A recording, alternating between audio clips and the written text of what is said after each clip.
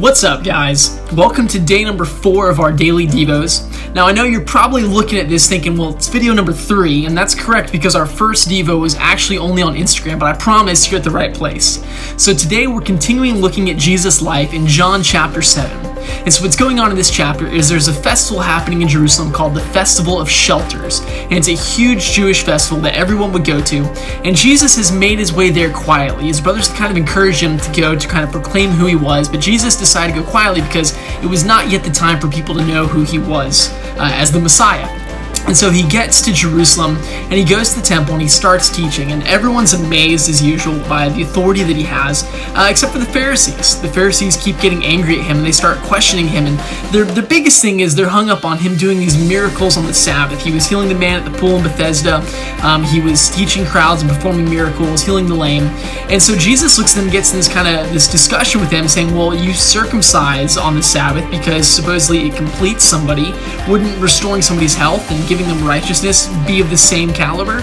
And so as this interaction is going on, a crowd starts to form and they're looking at Jesus, and this is what happens as people watch Jesus. In verse chapter 25, if you want to read along with us, it says, some of the people of Jerusalem therefore said, is not this the man whom they seek to kill, the Pharisees?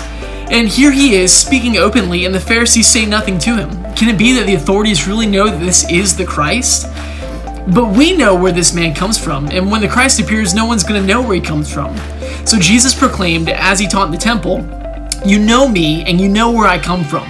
But I have not come on my own accord. He who sent me is true, and him you do not know. I know him, for I come from him, and he sent me. And so Jesus makes this connection between himself and God, and people start to go nuts. As we continue reading through this, we see that the Pharisees immediately try to arrest Jesus. And in the midst of this, the crowd looks, and some of them are skeptical, saying, well, he seems like he's deceiving people, claiming to be the Messiah. Others in the crowd say, but he's doing good things. And what we see in this passage is that there is a difficulty associating Jesus with God. I mean, ultimately, that's what the Pharisees are upset about, is that he's claiming to have this connection with God. And this is foreshadowing later when he's crucified. The reason they crucify him is because he said, I and the Father are one.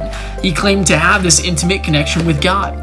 And in our lives, sometimes it's tempting to look at Jesus and to think that Jesus is this good person, this teacher, this man who wants to come and heal us, and to separate him from God.